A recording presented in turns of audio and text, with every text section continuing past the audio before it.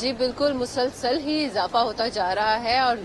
لوگ کافی زیادہ پریشان ہو رہے ہیں۔ ابھی کچھ روز قبل ہی دیکھا جا رہا تھا کہ سبزیوں کی قیمتیں جو تھیں وہ کافی کم ہوتی جا رہی تھیں اور یہ بتایا بھی جا رہا تھا کہ شاید قیمتیں جو ہیں وہ آہستہ آہستہ جو ہیں وہ کمی کی طرف جائیں گی، لیکن یقیناً ہم لوگوں نے کبھی آج تک یہ دیکھا نہیں ہے کہ کوئی قیمت جو ہے وہ کم ہوئی ہو، اور خاص طور پر سبزیوں، دالوں اور ان چیزوں کی قیمتیں جو ہیں وہ کبھی کمی کی طرف نہیں جاتی، زیادہ تر اس کی بلندی ہی دیتی ہے۔ تو وہی صورتحال ابھی ہم لوگ دیکھ رہے ہیں۔ 150 روپے والا پیاز جو تھا، جو کہ کبھی ہم لوگ 80 روپے میں بھی لیتے تھے اور 60 روپے میں بھی لیتے رہے ہیں، وہ اب جو پیاز ہے وہ 200 روپے، اور ہر جگہ کا ریٹ جو ہے وہ ڈفرینٹ ہوتا جا رہا ہے۔ کہیں پر 200 روپے میں وہ بک رہا ہے، کہیں پر 210 روپے میں ہے، اور یہی صورتحال ٹماٹر کے ساتھ بھی ہے۔ ٹماٹر کی قیمت جو ہے وہ بھی آسمان پر چھو رہی ہے۔ کچھ روز قبل اسی کی قیمت جو ہے وہ 150 اور ساتھ میں 200 کے قریب تھی،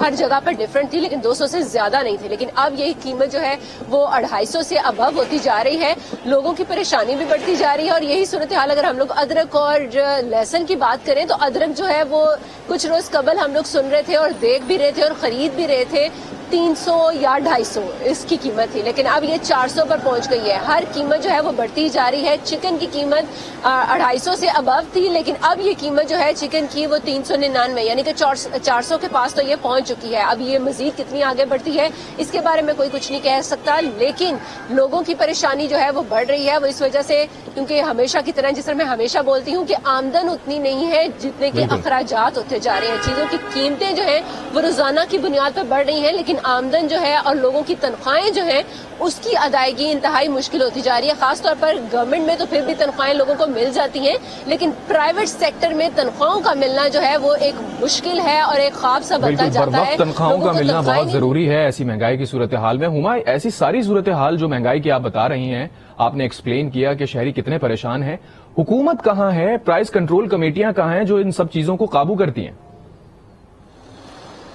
یہ آپ نے بہت اچھی سوال پوچھا ہے، کیونکہ پرائس کنٹرول کمیٹی جو ہے وہ ہم لوگ ہمیشہ سے دیکھتے آئے ہیں۔ ضلعی انتظامیہ کی طرف سے بار بار یہی کہا جاتا ہے کہ پرائس کنٹرول کمیٹیاں جو ہیں وہ آتی ہیں اور یہاں پر چیکنگ جو ہے وہ کرتی بھی ہیں۔ اگر ہم لوگ دکانداروں سے پوچھیں تو وہ یقیناً ہمیں یہ کہتے ہیں کہ پرائس کنٹرول کمیٹیاں آتی ضرور ہیں، لیکن وہ چیکنگ وہ اس چیز کی کرتی ہیں، یعنی کہ اگر کسی نے سامان جو ہے وہ باہر لگایا ہوا ہے زیادہ تو اس چیز کے اوپر ضرور کنٹرول کیا جائے گا اور چلان کر دیا جائے گا، جرمانہ کیا جائے گا، لیکن جو قیمتوں کو کنٹرول کرنا ہے وہ نہیں کیا جاتا۔ وہ اس وجہ سے کیونکہ یہ قیمتیں جو کنٹرول ہوتی ہیں وہ منڈی سے ہوتی ہیں، اور منڈی کو کنٹرول کرنے کی طرف کسی کا دھیان نہیں جا رہا ہے، اور منڈی سے جتنی بھی قیمت ہے، منڈی میں اگر قیمت 200 روپے بتائی جا رہی ہے تو یقیناً دکاندار جو ہے وہ یہاں پر اپنی دکان پر لے کر آئے گا چیز تو اس نے 250 یا 300 روپے میں فروخت کرنی ہے، اور پرائس کنٹرول کمیٹیاں ہی اگر قیمتیں مقرر کر رہی ہیں اور وہ 200 اور 250 کے قریب قیمتیں مقرر کی جا رہی ہیں تو یقیناً دکاندار نے تو اس سے تھوڑا سا زیادہ اپنا منافع کے طور پر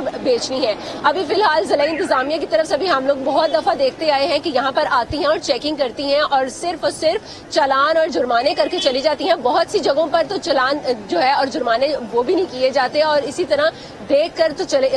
جو آگے بڑھ جانا، یہ صورتحال جو ہے وہ ہم لوگوں نے سنی بھی ہوئی ہے اور دیکھی بھی ہوئی ہے۔ بہت سی جگہوں پر ایسے ہی ہوتا ہے، لیکن آ جائے تو یقیناً کچھ نہ کچھ بڑھتی ہوئی مہنگائی کے حوالے سے مفصل انداز میں اپڈیٹ کر رہی تھی ہما، بہت شکریہ آپ کا۔